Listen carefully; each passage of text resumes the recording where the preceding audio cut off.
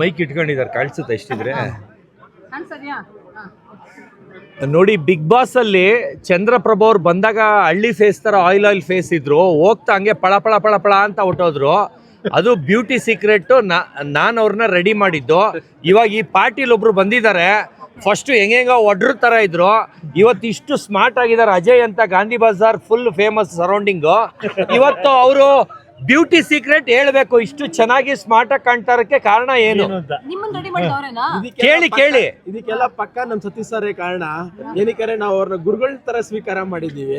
ಇವ್ರದ್ದು ಭಾರಿ ಟಿಪ್ಸ್ ಇದೆ, ಸರ್. ಬಂದಾಗ ಒಡ್ರ ತರ ಬರ್ತಾ ಇದ್ರು.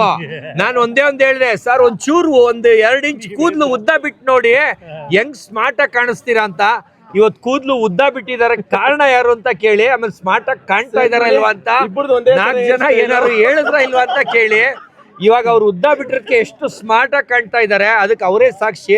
ಆ ಬಿಡಕ್ಕೆ ಕಾರಣ ಯಾರು ಅಂತ ಅವ್ರ ಬಾಯಿಂದ ಇನ್ನೊಂದ್ಸಲಿ ಕೇಳ್ಬಿಡಿ. ಜನ ಇನ್ನೇನ್ ಹೇಳ್ಬೇಕು ಹೇಳ್ರಿ, ಹೇರ್ ಸ್ಟೈಲ್ ನೋಡಿದ್ರೆ ಗೊತ್ತಾಗಲ್ಲ, ಇಬ್ಬರದು ಒಂದೇ ತರ ಹೇರ್ ಸ್ಟೈಲ್.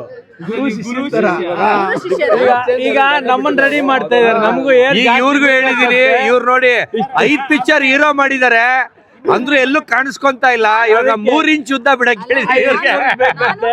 ನೀವ್ 8 ಪಿಕ್ಚರ್ ಹೀರೋಯಿನ್ ಮಾಡಿದೀರಾ. ಇವ್ರು ನಮ್ ರೀಲ್ ಮಾಡ್ಬಿಟ್ಟು ಇವಾಗ ಮಿಲಿಯನ್ಸ್ ಗಟ್ಲೆ ಓಡ್ಬಿಟ್ಟು ಹೋಗಿದ್ ಕಡೆ ಎಲ್ಲ ರೆಕಗ್ನೈಸ್ ಮಾಡ್ತಾ ಇದಾರಂತೆ. ಬೈಯವರೆಲ್ಲ ಅವ್ರಿಗೆ ಬೈತಾ ಇಲ್ಲ, ನನ್ನೊಬ್ಬನ್ಗೆ ಬೈತಾ ಇದಾರೆ. ಅದಕ್ಕೆ ಒಂದು ಧನ್ಯವಾದಗಳು ಮೇಡಮ್. ಈಗಂತೂ ನಾವು ರೆಡಿ, ಏರ್ ಬಿಡ್ತೀವಪ್ಪ 100%. ನಮ್ ಸತೀಶ್ ಹೇಳಿದ್ಮೇಲೆ 100% ನನ್ ಕೂದ್ಲು ಇಲ್ಲೋರ್ಗೆ ಇರ್ಬೇಕು. ಇವ್ರಿಗೆ ಇವರು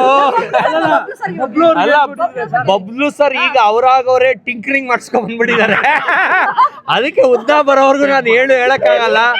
ಆಟೋಮೆಟಿಕ್ ಅದು ಉದ್ದ ಬಂದ್ಬಿಡ್ತದೆ. ಆಮೇಲೆ ಅವ್ರ ಹೇರ್ ಸ್ಟೈಲ್ ನ ಚೇಂಜ್ ಮಾಡ್ತೀನಿ.